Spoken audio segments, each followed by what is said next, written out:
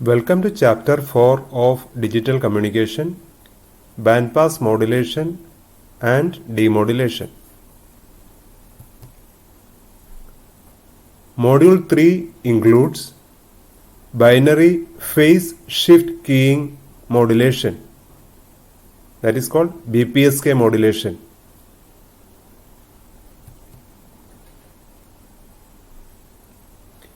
If phase of the carrier is varying with respect to the input bits 1 and 0, modulation is called BPSK. BPSK is 2 array, that is 2ARY, 2 array PSK modulation. There are only two symbols, that is 0 and 1.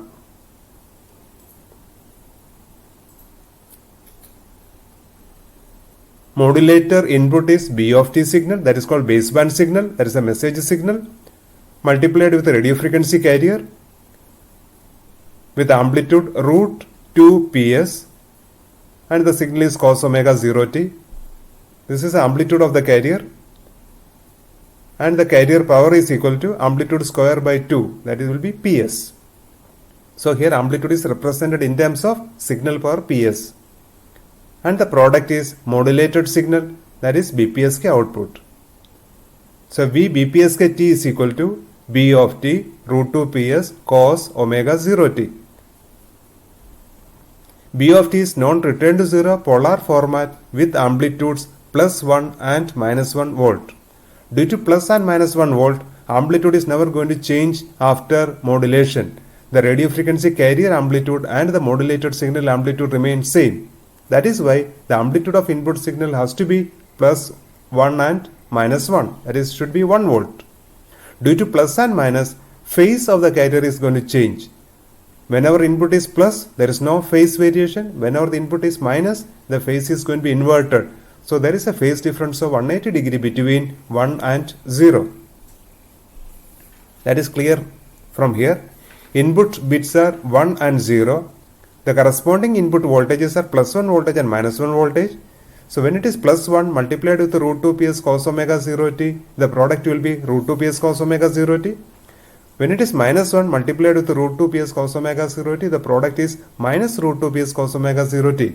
That also can be written as root 2 PS cos omega 0 T plus pi.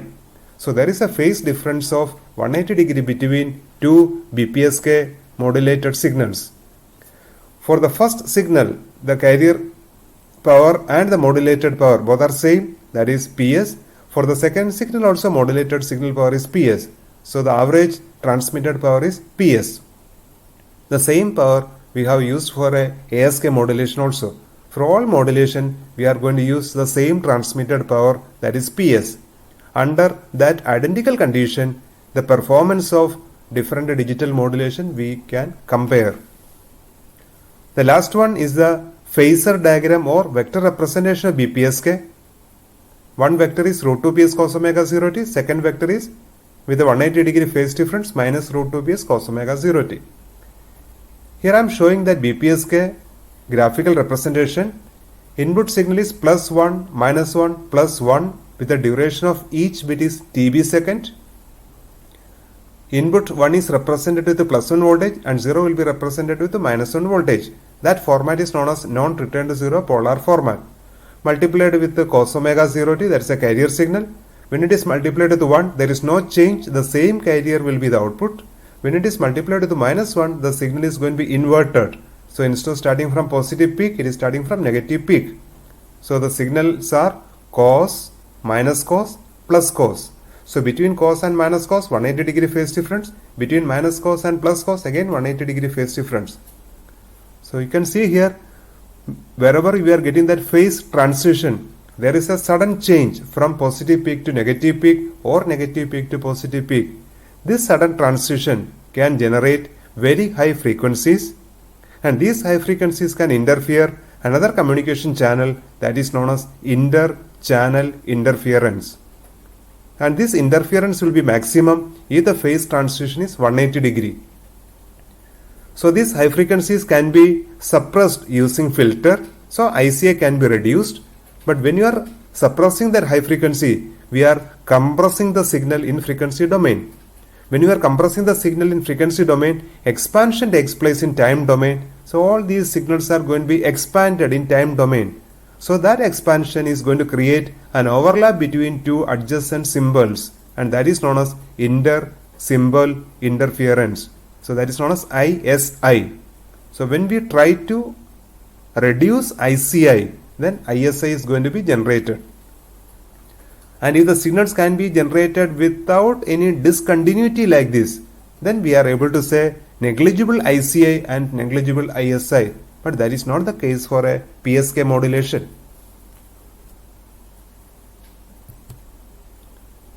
Coherent receiver. As I explained previously, meaning of coherent receiver is carrier is going to be regenerated from the received signal, and the regenerated carrier and the received signals are always correlated or synchronized. Two parameters are synchronized, that is phase and frequency. So the received carrier and the regenerated carrier phase are same and frequencies are also same. For regenerating this carrier, we are using these three blocks. So this will be the carrier recovery blocks. The received signal is plus or minus root 2 ps cos omega 0 t. So what we want to do, we just want to cancel this plus or minus 1. Once we are able to cancel plus or minus 1, we will get the carrier back. That is why the signal is passing through a square law device. After squaring, plus or minus 1 will become 1. So the signal will be root 2 ps cos omega 0 t square. That is written here 2 ps cos square omega 0 t. But after squaring, the frequencies are going to be changed. 2 ps cos square omega 0 t will be ps plus ps cos 2 omega 0 t, because cos square theta is equal to 1 plus cos 2 theta by 2. ps plus ps cos 2 omega 0 t, ps is a constant and the frequency of second term is 2f naught. But our requirement is not 2f naught, our requirement is cos omega 0 t, and from these two we just want to remove DC term, that's a constant term. So that is why bandpass filter is used to select only the second term, that is ps cos 2 omega 0 t. And then there will be a frequency divider, that is divided by 2, and output will be ps cos omega 0 t. But amplitude is not an important factor for us, that is why just writing cos omega 0 t. So the regenerated carrier is cos omega 0 t. If the received signal is cos omega 0 t plus theta, same cos omega 0 t plus theta will come here. So that is why there is no phase difference or frequency difference between received carrier and the regenerated carrier, because this is not from an oscillator, this is regenerating from the received signal. That is why the receiver is known as coherent receiver or synchronized receiver. Now this regenerated carrier is multiplied with b of t root 2 ps cos omega 0 t, and that product is integrated over an interval TV second. At the end of TV second, the voltage will be maximum, and that maximum voltage is going to be taken after closing the switch. So this switch is going to be closed at the end of TV second. At small t is equal to capital TB, the switch is going to be closed. That voltage is going to be calculated here. S0 TB is equal to, that is output of that sampler, is equal to integral 0 to TB b of t root 2 ps cos square omega 0 t dt. B of t is a constant over this interval, took outside, root 2 ps outside, and then integration of cos square omega 0 t dt. So we have studied this integration previously. Integral cos square omega 0 t dt will be TB by 2, because cos square omega 0 t is half plus half cos 2 omega 0 t. Integration of half will be interval by 2, that is TB by 2, and integration of cos 2 omega 0 t is equal to 0. Because full number of cycles are integrated, answer will be 0. So finally with the answer we are getting is b of t into a constant k, and the values of b of t are plus 1 or minus 1. That depends upon the input bit is 1 or 0. So when you are getting plus k, that is actually representing 1, minus k representing 0. That is written here, S0 1 TB is equal to k, S0 2 TB is equal to minus k. Once you are reading the two different voltages, then decision boundary or threshold level can be calculated. S0 1 TB plus S0 2 TB by 2, that is 0 volt. For the previous ASK modulation, it was k by 2, because there the voltages were S0 1 TB is equal to k and S0 2 TB is equal to 0. That's the reason previously we got k by 2. Now we are getting plus K and minus K. So threshold level is equal to 0 volt. And based on that one, the decision algorithm is going to be defined. If S0 TB, that is if this voltage is greater than 0, that is if the voltage is positive, output will be 1, and if the voltage is negative, output will be 0. This is the graphical representation of these waveforms. Received signal is BPSK, first is cos, second is minus cos, third is again plus cos, multiplied with the cos omega 0 t. So cos into cos is cos square, that is always positive voltage. Minus cos into plus cos, it is minus cos square, that is only negative voltage. Then cos into cos, it will be cos square positive voltage. And these positive voltages are integrated over an interval TB second from 0 to TB second. And this shows that integration. Capacitor is charging from 0 to TB second. At T is equal to TB, capacitor voltage is maximum. That maximum voltage is going to be taken after closing the switch. So that will be here plus K. Immediately after that, the capacitor voltage should discharge, and that is why there is another switch here that is known as dumping switch. That is, capacitor voltage is going to dump its voltage. So the dumping, that is discharging, I am showing here, it's a theoretical result only, it's a vertical line, otherwise there will be a discharge time. So the capacitor voltage will come back to 0. Now these are negative voltages, so it's again integration in the negative direction. At the end of 2 TB second, it will be minus K, then discharging the capacitor voltage back to 0, charging from 2 TB to 3 TB, end of 3 TB second, K voltage. So after closing the switch, the voltages we are getting plus K, minus K and plus K. According to our decision algorithm, plus K is 1, minus K is 0 and plus K is 1.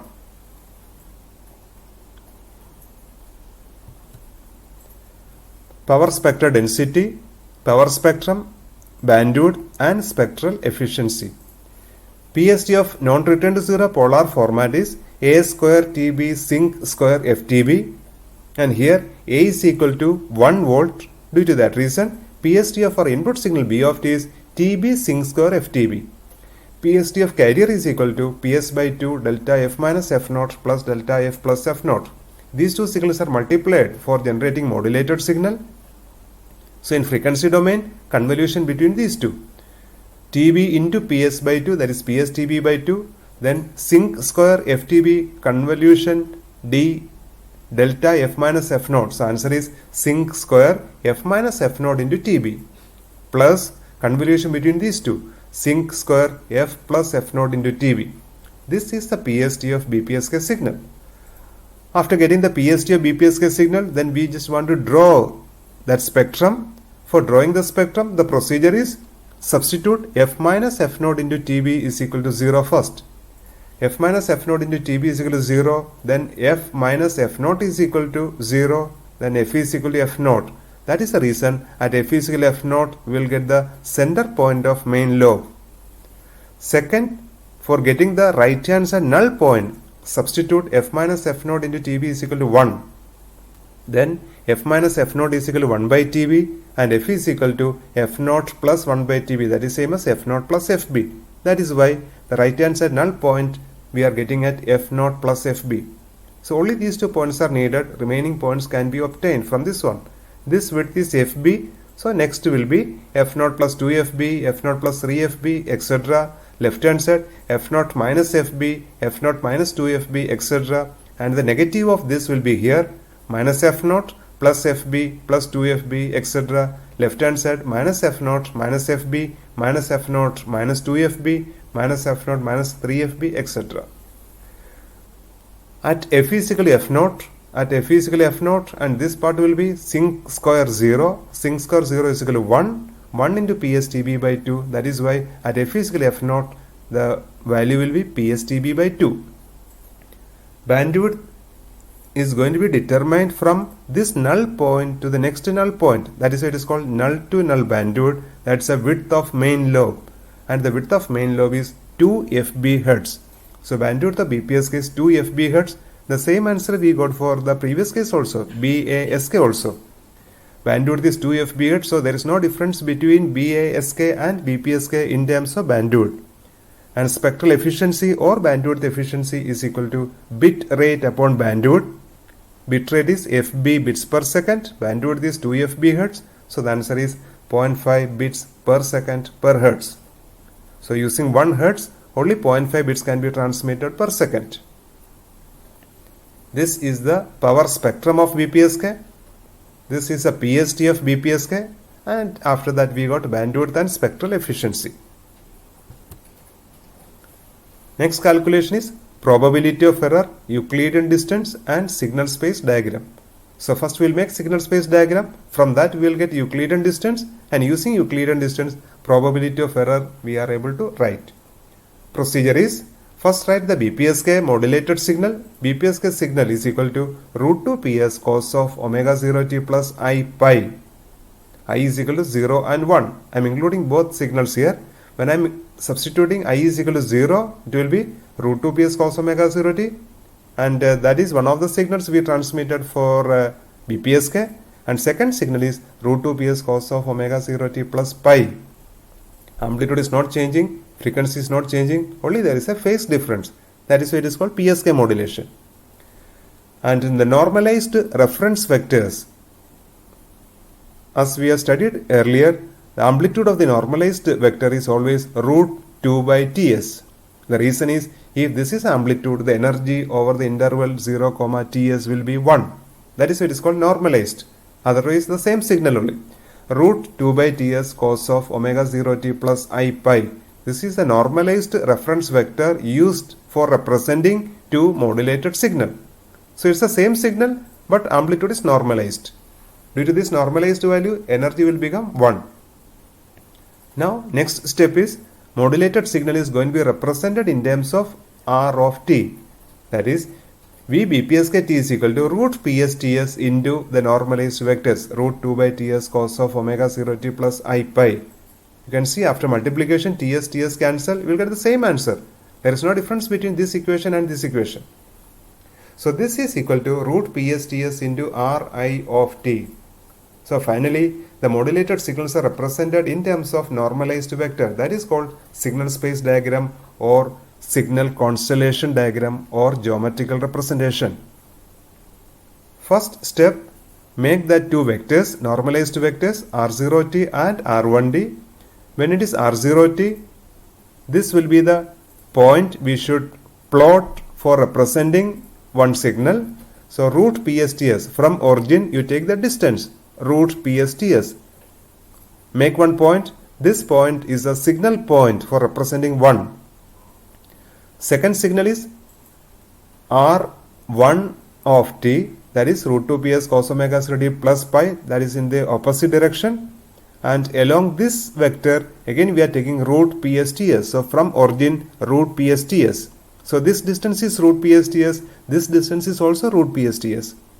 The distance between these two signal points, that is known as Euclidean distance. So Euclidean distance is equal to 2 into root PSTS. This is called signal space diagram or geometrical representation or signal constellation. D BPSK is equal to 2 into root PSTS, that is same as 2 into root PS. For a binary system, there is no difference between TS and TB. So 2 into root PSTB, again that is same as 2 into root EB. Power into time is energy, 2 into root EB. Probability of error is half complementary error function square root of d square by 4 eta. Just substitute this d value here. So answer will be half complementary error function square root of EB by eta. This is the probability of error of BPSK system. The same answer can be written in terms of Q function, that is Q of root 2 EB upon eta, where eta is the power spectral density of white Gaussian noise. In some textbook, instead of eta, it is written N0. So then it will be root EB by N0. Both are same. Previously we got the probability of error of BASK. Now we got the probability of error of BPSK. And when you are comparing these two, we can say probability of error of BPSK is less than probability of error of BASK. And the reason is the distance we are getting here is more. In a PSK, the distance between two signal points, we got 2 into root EB. And for ASK, it was only root 2 EB. If the distance is less, probability of error is more. So in terms of probability of error, BPSK is better than BASK. In terms of bandwidth, there is no difference between these two modulation. But we are getting some advantage. ASK can be detected without coherent reception. So it's a easy reception method. And in a PSK, if the signal is inverted, the message is also going to be inverted. That is called polarity inversion error. So that type of error will never happen in ASK, because in ASK there is no plus and minus. That polarity inversion error can be avoided using a differential encoder before BPSK. That modulation is called differential PSK, DPSK. So with the help of DPSK, polarity inversion error can be avoided in BPSK modulation. Thank you.